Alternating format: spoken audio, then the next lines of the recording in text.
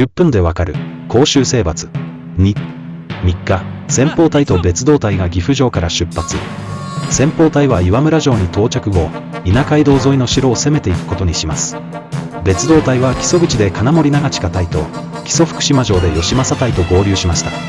12日、信忠本隊が岐阜城を出発して14日に岩村城に到着。同日、松尾城は織田方に降伏し開城しました。18日、信忠本隊が飯田城に到着して先鋒隊と合流。飯田城の武田軍は戦意喪失して戦うことなく逃亡してしまいました。また、飯田城制圧を知った大島城の武田軍も戦意喪失して戦うことなく逃亡してしまいました。こうして織田軍はほぼ無傷で南信濃を制圧しました。